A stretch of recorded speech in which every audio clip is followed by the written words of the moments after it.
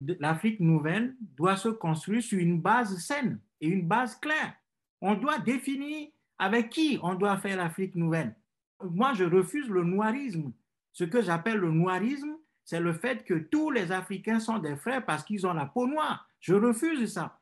Parce qu'il y a une bataille idéologique qu'on doit mener entre nous. Il y a des gens qui s'allient avec le système qui nous domine. Et avec ces gens-là, on ne peut pas faire de projet.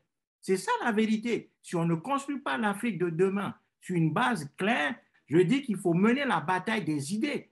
La bataille des idées, c'est ça qui va donner une nouvelle orientation à l'Afrique. C'est-à-dire, si l'Afrique de demain veut s'appartenir, veut réfléchir elle-même, construire ses projets, les réaliser avec ses propres moyens, ce n'est pas une question d'autarcie, c'est une question d'intérêt vitaux pour notre peuple.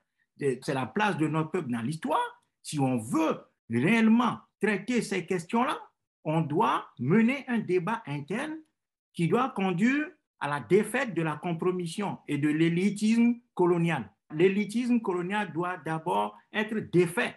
Et c'est sur la défaite de cette collaboration des élites internes, des élites coloniales africaines que la nouvelle Afrique va émerger et va pouvoir grandir et survivre dans un monde comme celui-là.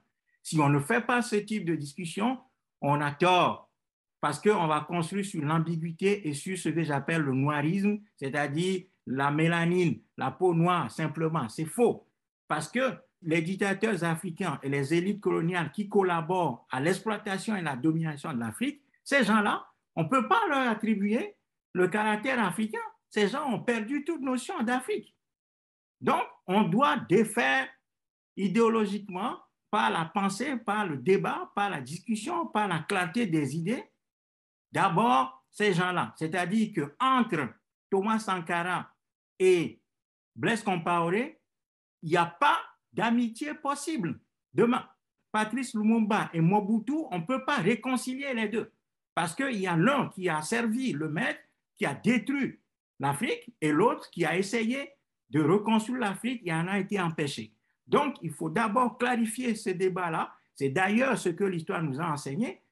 De Gaulle et Vichy, c'est deux mondes séparés. Il y a eu la défaite de Vichy qui a conduit à la renaissance de la France. Il y a eu la défaite de la domination italienne pour qu'il y ait la renaissance de l'Italie avec Cavour et Garibaldi. Il y a eu la défaite en Chine du camp de Chiang Kai-shek qui a soldé la domination de la Chine avant que la Chine moderne ne commence à émerger avec Mao et ses amis. C'est ça la vérité. Il ne faut pas raconter des choses qui ne sont pas historiquement vraies aux Africains. Entre le dominant et le dominé, c'est ce que Thomas Sankara disait, il faut écrire deux Bibles. On ne peut pas lire la Bible de la même façon selon qu'on soit dominé ou dominant. Donc, dans ce cas, il faut deux versions de la Bible. Donc, l'Afrique doit poser ce type de questions, savoir que si nous sommes contre les idées, par exemple, de mon compatriote Gorgui, ce n'est pas une question de haine entre nous, mais c'est une question d'histoire et d'intérêt, de grandeur pour notre peuple. Il a un chemin qui peut valoir ce que ça vaut, j'ai un autre chemin, et on confronte ces deux idées-là et à notre peuple de faire son choix.